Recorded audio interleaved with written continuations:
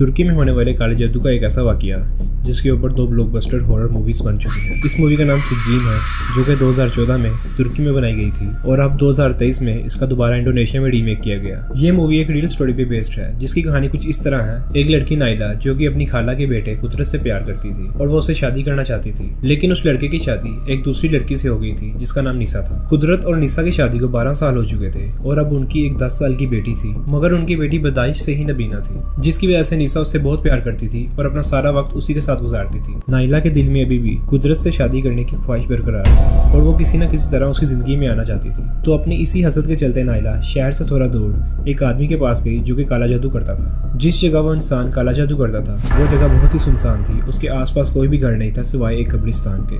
Naila के दिल में कुदरत के लिए जितना प्यार था उससे ज्यादा नफरत वो उसकी बीवी से करती थी। तो नाइला ने उस आदमी से कुदरत की बीवी को मरवाने को कहा। तो उस आदमी ने नाइला को